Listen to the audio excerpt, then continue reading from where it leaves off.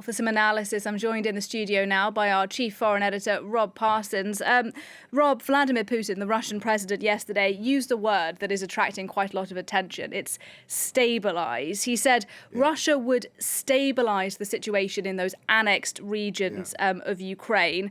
Now, there are lots of people who said he was, by using that word, indirectly acknowledging that Russia has had some pretty serious setbacks. Do you agree? Well, it certainly looks like that. Yeah, I think that's a pretty fair assumption, to use the word that he used. No, he was talking to teachers in a televised programme, and he said that we're working on the assumption that the situation in the new territories will stabilise. You know, it's quite a big assumption to make, first of all. It is a giveaway that the situation is not the situation that he would like it to be.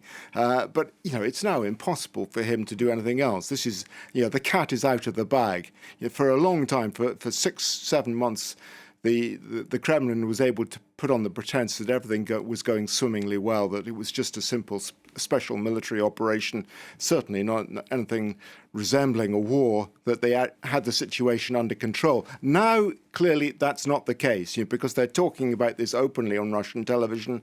You know, so many people are directly affected because of the mobilization now, that the war has started to seep into everybody's living rooms around the country. That is the problem that President Putin is trying to deal with, hence this program on television with the teachers, and hence his statement that, you know, we are working on the assumption that things are going to stabilize. Well, if he's just working on an assumption, one has to ask the question, and I'm sure there are plenty of people in Russia who are doing precisely this. What is that assumption based on?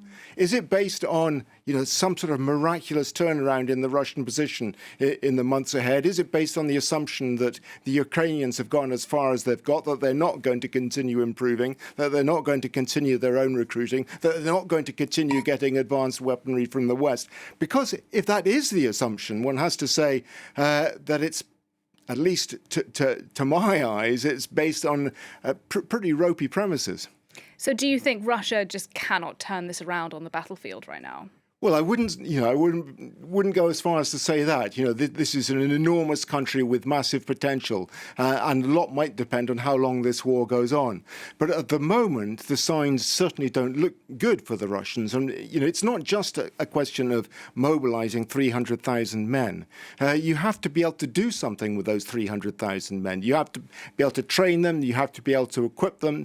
You have to make sure that they can operate in stressful circumstances, and using all the modern technology of current warfare. There is nothing at the moment that suggests the Russians are even remotely able to do that. We see these images coming from around the country of men who are not being paid, who have been told that they have to equip themselves, they'll be given a gun and that's it.